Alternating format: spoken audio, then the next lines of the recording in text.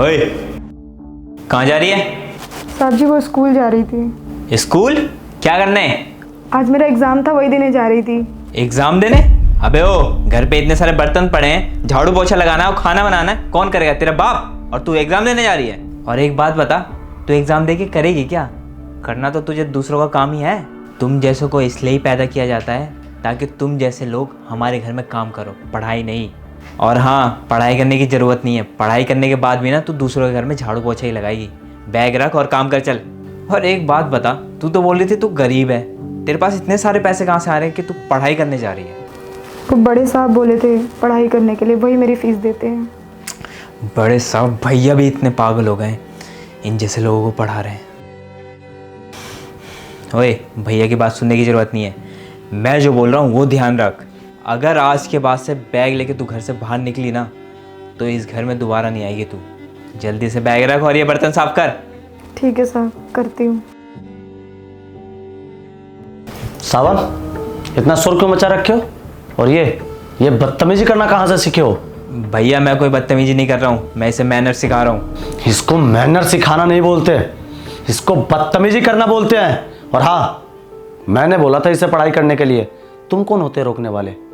और घर का काम ना सुबह और शाम को होता है, बीच का टाइम ना खाली होता है। और ये बीच के टाइम में पढ़ाई करने जा रही है तो तुम्हें क्या दिक्कत है?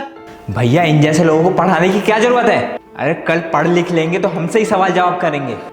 देखिए इनकी औकात ही इतनी है कि ये लोग हमारे जूठे बर्तन साफ करें। बस करो यार, तुमसे तो पढ़ाई की नहीं गई।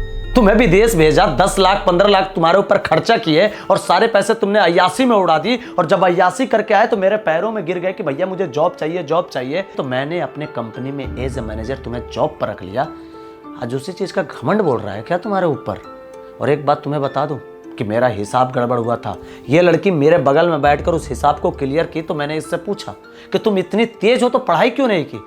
अरे ये घर घर में जाकर काम करती है ताकि जो पैसे बचे ना उससे अपने छोटे भाई बहन को पढ़ा सके।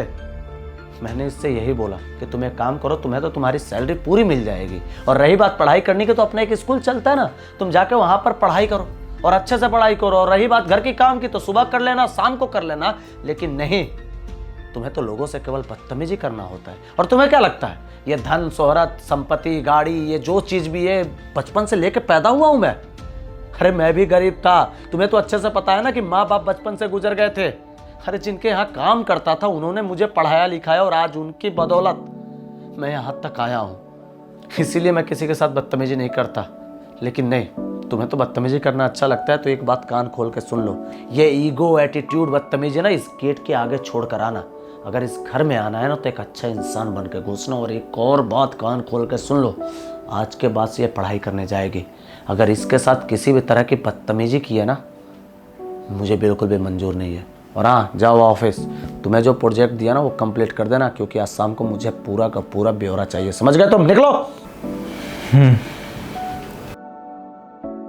और नहीं तो तुम जाओ अपने एग्ज़ाम देने। और एक और बात कान खोल के सुन लो, अच्छे से एग्ज़ाम देना।